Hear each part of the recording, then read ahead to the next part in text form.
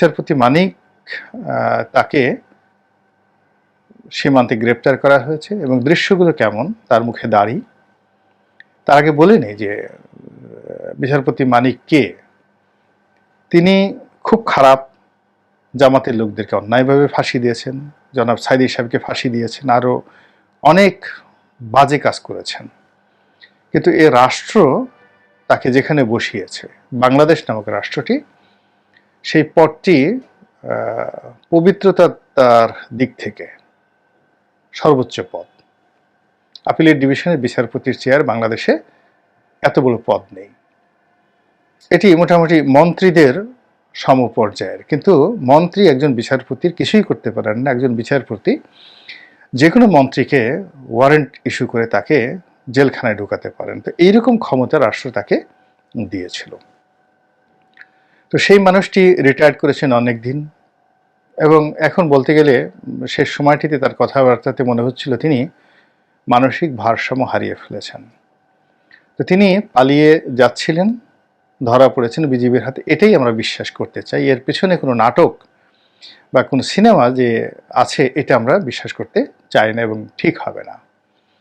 তো বিচারপতি মানিক সাহেবকে ধরা হয়েছে, তার গলায় কাপড় পেঁচানো হয়েছে, গামছা পরানো হয়েছে, এবং তিনি যে ধরনের প্যান্ট আর গেঞ্জি পরেছিলেন ওটি তার সঙ্গে আসলে যায় না, তাকে পরানো হয়েছে।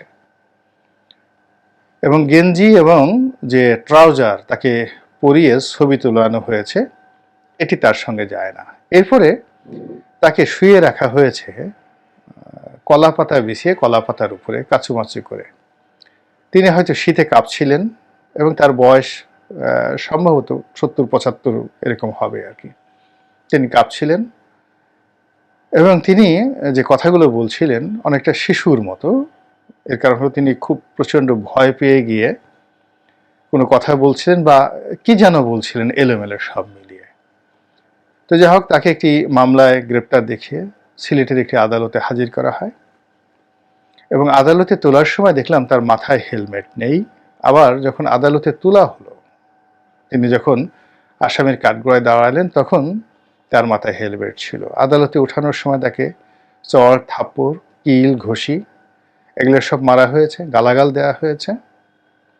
তারপর বিচারক তাকে মেট্রোপলিটন যে সিলেটের জুডিশিয়াল ম্যাজিস্ট্রেট তাকে জেল হাজতে পাঠানোর জন্য নির্দেশনা দিয়েছেন এবং বলেছেন যে তিনি বলেছেন যে তিনি অসুস্থ, এরপরে তাকে হাসপাতালে ভর্তি করার জন্য বা চিকিৎসা দেওয়ার জন্য জেল কর্তৃপক্ষকে নির্দেশনা দেওয়া হয়েছে।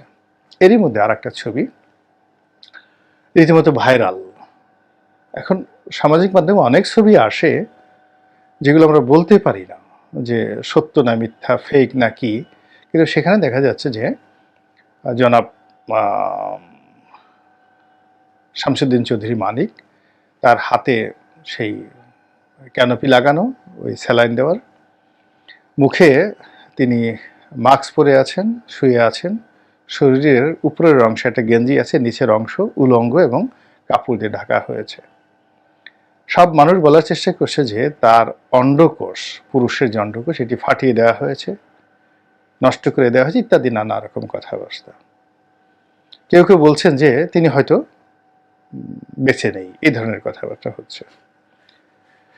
তো এই বিষয়গুলো নিয়ে আলোচনা হচ্ছে এবং এই ছবির প্রেক্ষিতে অনেক নেতিবাচক, অনেক ইতিবাচক আলাপ আলোচনা হচ্ছে। যারা তরুণ বা যারা ক্ষতিগ্রস্ত এবং বিএনপি জামাতের যে সমস্ত লোক বিচারপতি মানিক দ্বারা বিভিন্ন সময় বিক্ষুব্ধ হয়েছেন, এবং আওয়ামী বিরোধী যে সকল শক্তি, যারা আওয়ামী লীগের সিল ছাপ্পর লাগানো আছে, এরকম লোক দেখলেই যাদের মেজাজ গরম হয়ে যায়, তারা এই ঘটনায় খুবই উল্লসিত। কিন্তু আমাদের এই সমাজের যারা নীতি নির্ধারণী এলিট, সেটা সাবেক আমলা, সাবেক বিচারপতি, বর্তমান আমলা, সুদী সমাজ, বড় বড় ব্যবসায়ী, সমাজ যারা পরিচালনা করেন এবং সমাজের নেতৃত্ব এবং কর্তৃত্ব যাদের হাতে, তারা সবাই এই ঘটনায় নিদারুণভাবে অপমানিত হয়েছেন, বিক্ষুব্ধ হয়েছেন, এবং যার যার অবস্থান থেকে এটা নিয়ে খুবই তিক্ত আলাপ আলোচনা তারা করছেন, যা কিনা এই মুহূর্তে ইউনূস সাহেবের যে সরকার, ডক্টর ইউনূস সাহেবের যে সরকার, সেই সরকারের জন্য খুবই বিব্রতকর। এর কারণ হলো যারা এই সমালোচনাগুলো করেছেন তারা সবাই হাসিনা বিরোধী। শেখ হাসিনার দ্বারা তারা ক্ষতিগ্রস্ত হয়েছেন এবং অটোমেটিক্যালি স্বয়ংক্রিয়ভাবে তারা ডক্টর মোহাম্মদ ইউনূস সাহেবকে তারা সমর্থন দিয়ে যাচ্ছিলেন। কিন্তু এই ঘটনায় তাদের বক্তব্য হলো যে একজন মানুষ সে যত বড় অপরাধ করুক না কেন, জাস্ট একটা উদাহরণ দিই, যেমন অনেক বছর যুদ্ধ করেছেন ব্রিটিশরা নেপোলিয়ন বোনাপার্টের বিরুদ্ধে, সমস্ত ব্রিটিশ সাম্রাজ্যকে তছনছ করে দিয়েছেন তিনি। কিন্তু তিনি যখন ধরা পড়লেন তাকে কিন্তু সম্রাটের মর্যাদা দিয়ে তাকে বন্দি রাখা হয়েছে এবং ওইভাবে তাকে একা রাখা হয়েছে, কিন্তু সেন্ট হেলেনা দ্বীপে তাকে সম্রাটের মর্যাদা দিয়েই কিন্তু বন্দি রাখা হয়েছে। এটি রাষ্ট্রীয় কালচার। যুদ্ধ করতে করতে ভারতের মহান বীর টিপু সুলতান তিনি ইংরেজদের সাথে যুদ্ধ করতে করতে তিনি যুদ্ধক্ষেত্রে প্রাণ হারালেন। তো সৈনিকরা যখন তার লাশ পেল, সঙ্গে সঙ্গে তারা কিন্তু সেই লাশের ধারের কাছে যাওয়ার সাহস দেখালো না। তারা কমান্ডার ইন চিফ, যুদ্ধের ময়দানে কমান্ডার ইন চিফ তাকে খবর দিলেন এবং কমান্ডার ইন চিফ এসে প্রথমত টিপু সুলতানের সেই লাশের সামনে দাঁড়িয়ে তাকে স্যালুট করলেন সামরিক কায়দায়।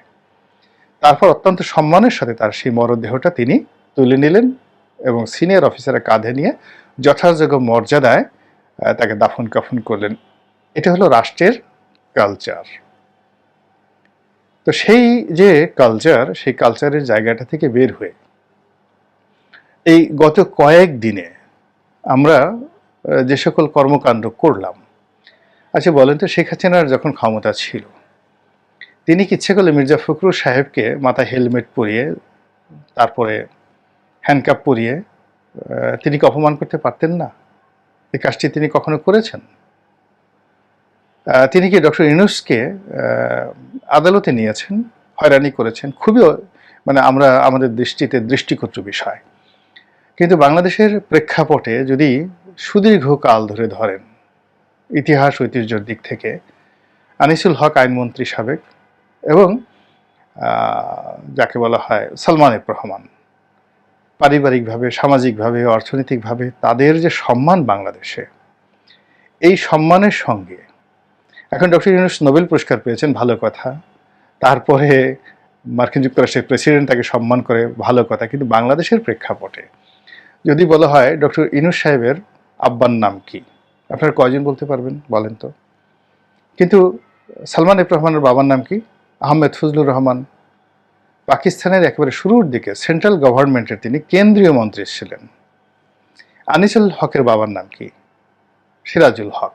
বাংলাদেশের মধ্যে যেই কয়জন সবচেয়ে নামকরা আইনজীবী ছিলেন স্বাধীনতার পর এবং স্বাধীনতার আগে, মানে যারা জন্মগ্রহণ করেছেন তাদের মধ্যে তিনি প্রধানতম। এমনকি ডক্টর কামাল সাহেবের চাইতেও এরা অনেক সিনিয়র ক্রিমিনাল লতে, ব্যারিস্টার ইশতিয়াক সাহেবদের চাইতেও এরা সিনিয়র। আনিসুল হকের বাবা। তো সেকেন্ড জেনারেশনে এসে তারা অন্যায় করেছেন, পাপ করেছেন, গুনাহ করেছেন, আমরা তাদেরকে শাস্তি দেব, এমনকি ফাঁসি দেব, এমনকি ফায়ারিং স্কোয়াডে তাকে ফেলে মেরে ফেলব, কিন্তু বিচারের মাধ্যমে। কিন্তু যে দৃশ্য আমরা কোর্ট এবং কাছারিতে এই গত কয়েকদিনে আমরা দেখতে পেলাম, এই দৃশ্য কি আপনি এরশাদ জামানাতে দেখেছেন? জিয়াউর রহমানের জামানাতে দেখেছেন? বঙ্গবন্ধুর জামানাতে দেখেছেন? তিনি তো মোনায়েম খায়ের মানে ওই খানে সবুরকে গ্রেপ্তার করেছিলেন, শাহজিজুর রহমানকে গ্রেপ্তার করেছেন, আরো অনেককে। তারপরে খালেদা জিয়া, বেগম খালেদা জিয়ার জামানাতে দেখেছিলেন, হাসিনার জামানাতে দেখেছিলেন, শেখ হাসিনার জামানাতে। তাহলে এই যে জমানাটা আসলো, এই জমানাতে যা কিছু হচ্ছে সবসময় হলো, দেখুন, যা কিছু মন্দ কাজ এটা 100 গুণ মন্দ হয়ে ফিরে আসে। অতীতে বিএনপি সরকার যা করেছে তার চেয়ে খারাপ কাজ করেছে 111-এর সরকার। 111-এর সরকার যে কাজ করেছে তার চেয়ে খারাপ কাজ করেছে শেখ হাসিনার সরকার। শেখ হাসিনার সরকার যে খারাপ কাজ করেছে তার সাথে এখন যদি খারাপের পরিমাণটা বেশি হয়, তাহলে অভ্যুত্থানের শুভ ফল কি, পরিণতি কি, ভবিষ্যৎ কি? এবং পৃথিবীর সব অভ্যুত্থান যে সফল হয়, সব বিপ্লব যে সফল হয়, তাও কিন্তু নয়। তাহলে এই যে এখন যা কিছু হচ্ছে, এটির যে নেতিবাচক ক্রিয়া এবং প্রতিক্রিয়া, এটি আপনার এবং আমার উপর যদি আগামী দিনগুলোতে আসে, তাহলে কি হবে আমাদের জীবনে বলুন তো? কেউ কি কখনোই কোনো স্পর্শকাতর পদ পদবিতে বসতে সাহস পাবেন? এখন যিনি আইজি সাহেব আছেন, এখন যিনি র্যাবের ডিজি আছেন, এখন যিনি সেনাপ্রধান আছেন, এখন যিনি প্রধান বিচারপতি আছেন, তো আগামী দিনগুলোতে তাদের মনে এই দৃশ্য দেখে কি ধরনের চিন্তা আসবে, কি ধরনের আতঙ্ক আসবে? অনেকে অনেক কথা বলতে পারছেন না, অনেকে এই অবস্থার কারণে ঠিক দায়িত্ব এবং কর্তব্য পালন করছেন না। কিন্তু আমরা যারা সাধারণ জনগণ, আমরা যদি আওয়াজ না তুলি, তাহলে এটা তো একটা মন্দ উদাহরণ হয়ে থাকলো। আমি খুবই দুঃখিত যে আমি যে শব্দটি সেই শিরোনামে ব্যবহার করেছি, এর কারণ হলো কাজটি ঘটানো হয়েছে, প্রদর্শন করা হচ্ছে। আমার মুখে বলতে আমি ঠিক দেখবেন যে ভিডিওতে এটা বলিনি, কিন্তু থাম্বনেইলে আমি এটা উচ্চারণ করেছি যে বিষয়টি, এবং সেটি এখানে ঘটেছে। কি বলবো বলেন এই বিষয়টিতে? আপনারাই বলেন, কি বলবেন? ভালো, মন্দ, সঠিক, নাকি আরও নিষ্ঠুর হওয়া উচিত ছিল? আপনাদের ইচ্ছা। জনগণ যা চাইবে তাই হবে, এবং জনগণের চাওয়া অনুযায়ী আল্লাহ রাব্বুল আলামিনের পক্ষ থেকে সেইভাবেই পরিণতি আসবে। আসসালামু আলাইকুম ওয়া রাহমাতুল্লাহি ওয়া বারাকাতুহু।